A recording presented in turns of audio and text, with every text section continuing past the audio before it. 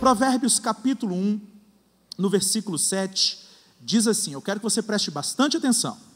Para ser sábio, é preciso primeiro temer a Deus, o Senhor. Os tolos desprezam a sabedoria e não querem aprender. Olha, Provérbios capítulo 1, versículo 7. Os tolos desprezam a sabedoria e não querem aprender. Primeiro princípio da Escritura Sagrada para a sua família essa noite é aprendizado constante. Você pode repetir isso comigo? Aprendizado constante. Vamos conversar um pouco sobre isso aqui. A gente chega em alguns momentos da vida da gente que a gente diz assim, eu precisava aprender sobre relacionamentos quando eu estava só namorando, quando eu era um jovenzinho, cheio de ideais, quando eu tinha assim um pensamento ainda pouco realista. Agora não. Agora eu sou um homem, eu sou uma mulher, eu já me casei, já tenho até filho, já estou até fazendo aquelas centenas de bodas, né? Boda de papel, de brilhante, boda de brigadeiro, boda de glacê, boda de um monte de coisas. Ou boda de prata, de ouro. Então, pastor, é o seguinte, eu já aprendi porque tem 30 anos que eu estou casado. E eu aprendi então, se tem um cara que já sabe tudo que precisa saber, sou eu. Ledo engano, constante engano. Sabe como a Bíblia chama as pessoas que se recusam a aprender? As pessoas que acham que já chegaram a um nível de entendimento sobre um assunto, que esgotou o aprendizado sobre aquele assunto, a Bíblia chama de tolos. E se tem um ambiente, irmãos e irmãs, no qual nós precisamos estar constantemente dispostos a aprender, é o ambiente familiar. Por que a gente precisa estar constantemente disposto a aprender no ambiente familiar? Sabe por quê, gente? Porque o tempo passa, o tempo voa. Né? Os que são um pouquinho mais aí já sabem, entenderam a brincadeira, né? O tempo passa e o tempo voa, e as coisas mudam. As coisas mudam. Quando você olha para sua esposa, para o seu esposo, você não está vendo aquela mesma pessoa que você levou para o altar, não. Aquela pessoa que você levou para o altar passou por uma série de mudanças. Uma série de mudanças. E aquela pessoa que você levou para o altar mudou. Mudou. Eu vou dar um exemplo para vocês. Eu acho um barato porque a cada momento que a minha vida de casado vai acontecendo, eu vou descobrindo uma Denise diferente. Não é aquela outra Denise que aparece em alguns momentos, alguns dias especiais do mês, não. Assim como sempre aparece, né? Uma esposa diferente que surge, né? Aquela que tem que tomar muito cuidado com ela. Não é dessa que eu estou falando, não. Eu casei com uma Denise namorada, uma Denise noiva, uma Denise que eu não conhecia, com quem eu não conhecia assim do ponto de vista da intimidade. Casei com essa Denise. O tempo passou. E aí o tempo foi passando, eu descobri uma outra Denise. Uma Denise que agora tinha um lar para tomar de conta, para administrar. Tinha um marido para cuidar. É outra Denise. E eu tive que aprender a conviver com essa outra Denise, que é tão maravilhosa quanto a primeira Denise. Há 3 anos tem outra Denise lá em casa. Uma Denise mãe. A nossa filha nasceu e tem 3 anos. Então tem 3 anos que tem uma Denise mãe lá em casa. E eu tenho que aprender a conhecer essa Denise mãe, a descobrir o que Deus está fazendo no coração dessa Denise mãe. E essa Denise mãe também tem um Linderson que agora é pai também. Então ela também está aprendendo, ou seja, para que eu possa viver em plenitude com a minha esposa, a coisa mais fundamental é acreditar que à medida que o tempo passa, Deus vai trabalhando na vida dela, Deus vai trabalhando na minha vida, e eu preciso agora aprender coisas novas sobre essa pessoa. Tem quanto tempo que você não aprende uma lição nova sobre o seu cônjuge? Hein? Tem quanto tempo que você não fica assim, eu não sabia disso sobre você, isso é novo sobre você, eu não conhecia esse lado seu. Pastor, você está falando isso porque você tem pouco tempo de casado. Quando você tiver 50 anos de casado, ou 30 anos de casado, você vai ver que não tem mais nada para aprender. Para com isso! Não seja tolo, não seja tola. Deus está trabalhando todos os dias na vida do seu cônjuge, na vida dos seus filhos, na vida dos seus pais. E essas mudanças que Deus está fazendo na vida deles, nessas mudanças Deus coloca umas coisas incríveis para abençoar você. Então aprenda coisas novas sobre essa pessoa, porque essa pessoa já mudou. Amém? Você pode olhar para o seu cônjuge e dizer assim, você já mudou bastante.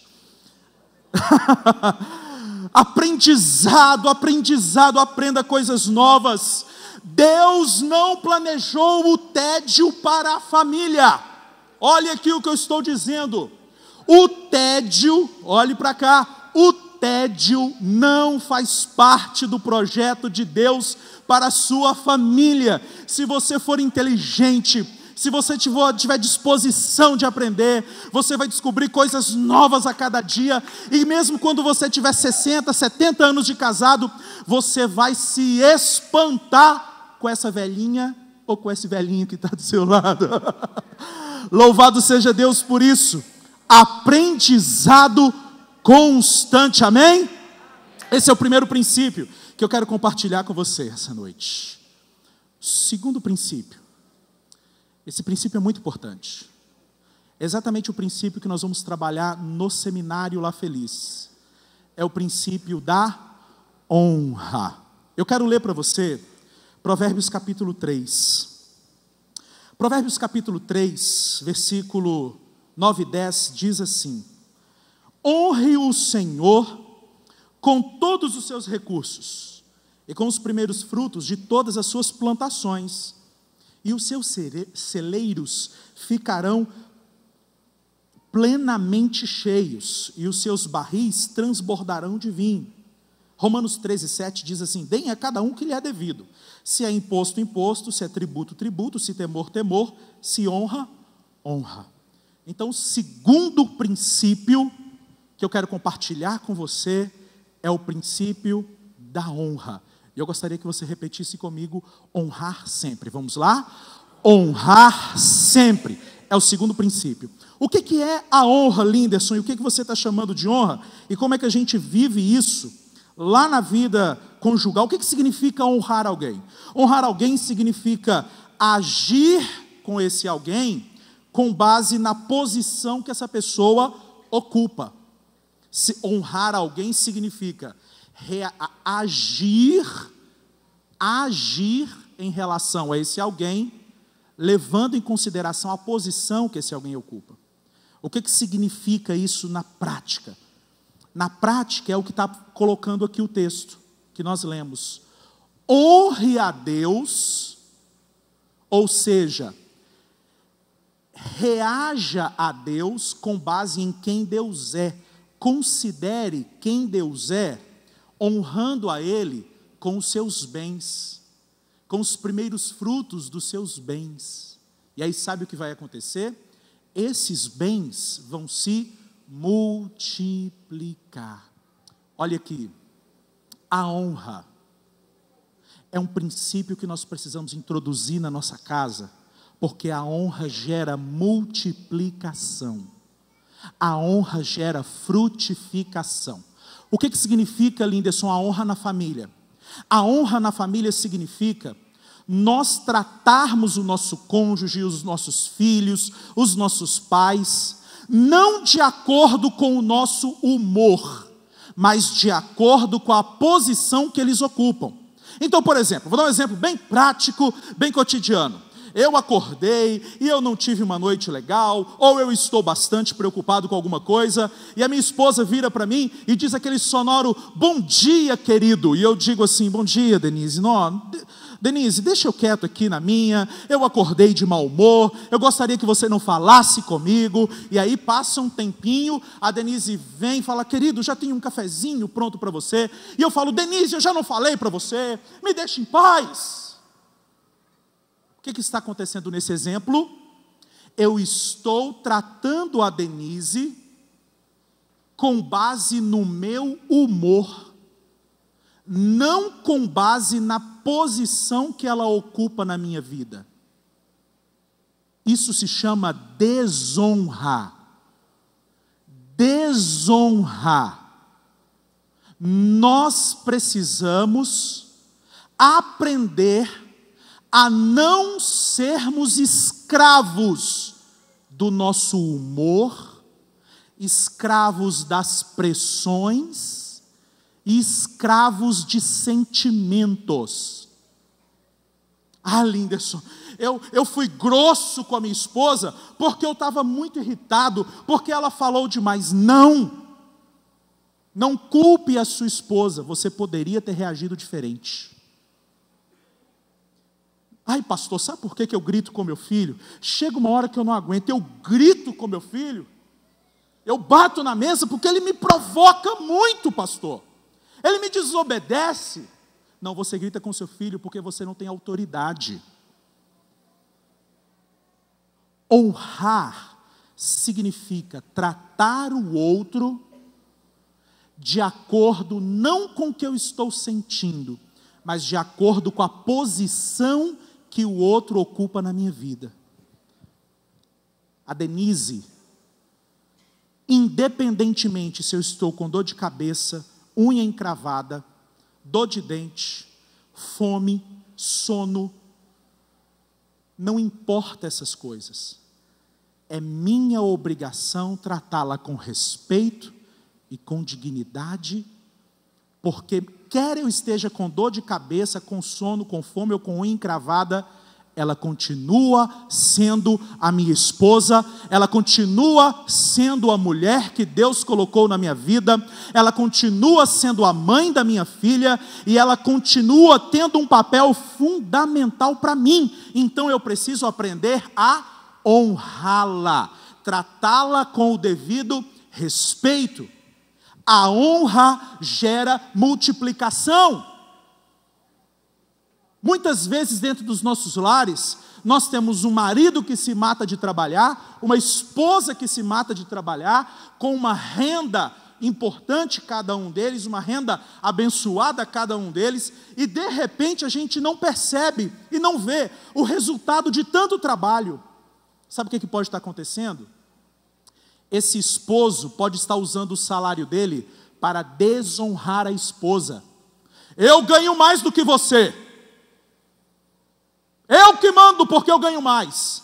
Está usando aquilo que era para ser uma bênção na vida da esposa, está usando para oprimir a esposa. Não tem prosperidade, não tem multiplicação. A esposa pode usar o seu salário para desonrar o seu marido. A esposa que trabalha pode usar o seu salário para desonrar o seu marido. O dinheiro é meu. Eu comprei essa bolsa porque eu quis, porque o dinheiro é meu. Eu trabalho e eu faço o que eu quiser com o meu dinheiro. Eu já paguei a minha parte nas contas da casa e eu faço o que quiser com o meu dinheiro. Sabe o que acontece com esse dinheiro? Sabe o que acontece com essa família? Essa família não frutifica, porque não há frutificação aonde não há honra. Honra. Aprenda, querido, querida, a honrar as pessoas que Deus tem colocado ao seu redor. Aprenda a honrar o seu cônjuge, aprenda a honrar os seus filhos. Pastor, mas não é os filhos que têm que honrar os pais? Os filhos têm que honrar os pais, mas os pais também honram os filhos. Eu não estou falando para os pais obedecerem os filhos. Eu estou dizendo que os pais honram os filhos quando os pais oferecem o melhor possível para os filhos. Você acredita que tem pai que na hora de comprar um calçado para o filho, procura sempre o mais baratinho, mas na hora de colocar a peça no carro, diz assim: no nosso carro tem que ser a peça original. Não, o carro merece a peça original. Você está aprendendo alguma coisa essa noite, amém? Primeiro princípio, aprendizado constante. Segundo princípio, a honra. Terceiro princípio, e esse é o mais bem-humorado de todos. Eu gosto dessa cena, Provérbios 6, e nós logo em seguida vamos orar. Provérbios 6 diz assim, a partir do versículo 6: preguiçoso, aprenda uma lição com as formigas. Elas não têm líder, não têm chefe, não têm governador, mas guardam comida no verão, preparando-se para o inverno. Gente, a Bíblia Sagrada foi, sabe aonde? Para ensinar para a gente alguma coisa? A Bíblia Sagrada foi lá no mundinho das formigas. E disse assim o sábio: aprenda uma lição com a formiga, seu preguiçoso. Olha só, a formiga não tem um capataz, a formiga não tem um líder, não tem um supervisor, não tem um chefe dizendo assim: trabalhe mais, vamos lá pessoal. A formiga não tem ninguém dizendo assim. No entanto, a formiga trabalha com diligência, com responsabilidade. Gente, o terceiro e último princípio que eu quero compartilhar com vocês é o princípio da autonomia. Você pode dizer? Autonomia. O que significa isso, pastor? Significa aquelas pessoas que sempre precisam de alguém dizendo a elas, quase que forçando-as a fazer o que elas devem fazer. São aquelas pessoas que sempre precisam de alguém do lado para dizer assim: isso daqui é a sua responsabilidade, isso daqui é o seu papel. São aqueles esposos que desligam, né? Chega do trabalho, parece que desliga do mundo, parece que o mundo não existe mais, e a esposa fica correndo de todo lado, consertando isso, arrumando aquilo, dando banho nas crianças, e ele está lá desligado do planeta.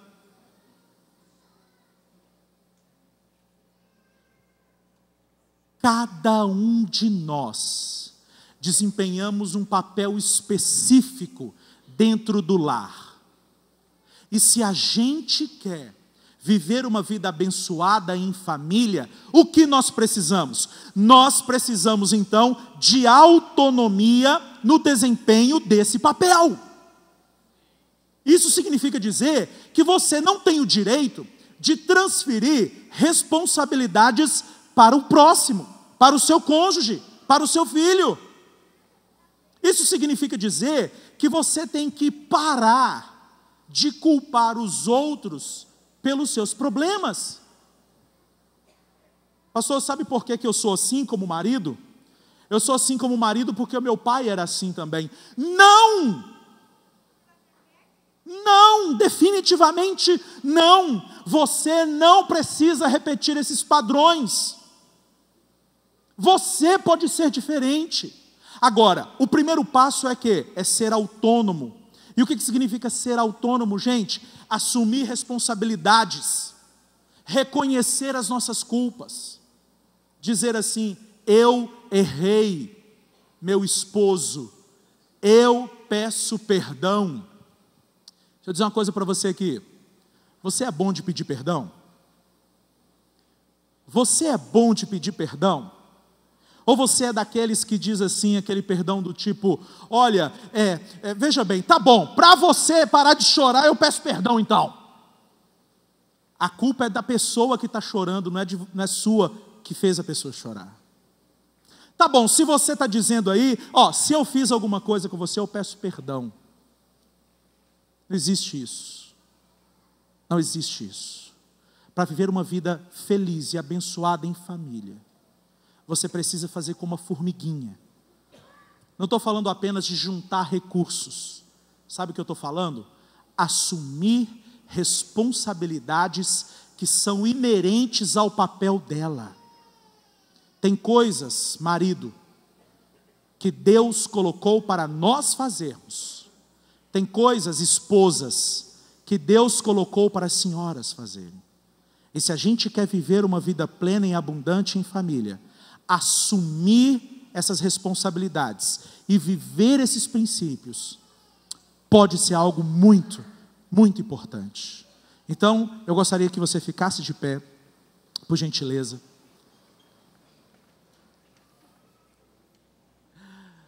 Eu gostaria que você repetisse comigo esses 3 princípios. O primeiro princípio foi qual? Aprendizado constante. Vamos lá? Aprendizado constante. Porque afinal de contas, você casou uma vez com essa mulher aí.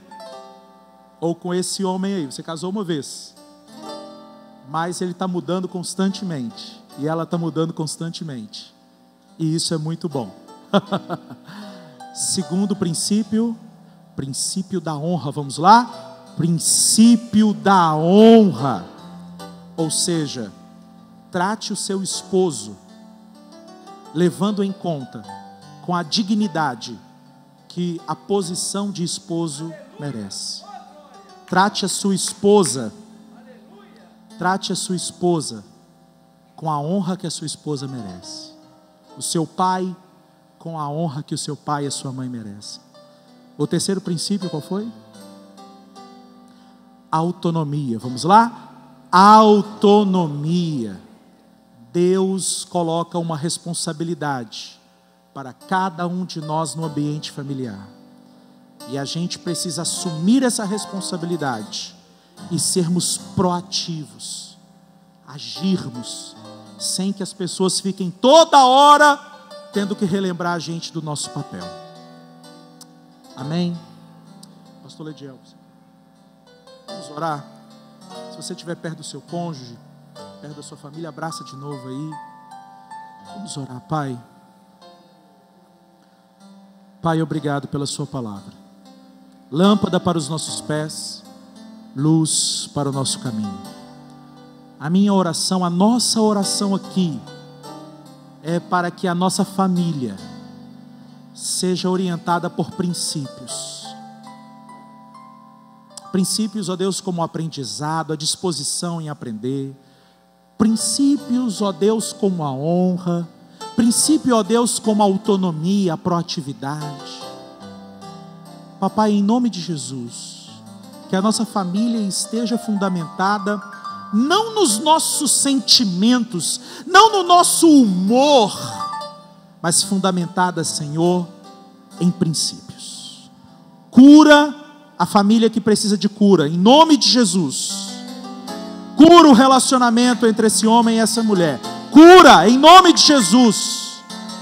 Cura, Senhor, o relacionamento desse pai, ou desses pais com esses filhos, desses filhos com esses pais, para que a terra não seja ferida com maldição. E para que, ó Deus, o teu reino se expanda. Nós louvamos o Senhor, porque a tua palavra, Senhor, ministrou aos nossos corações.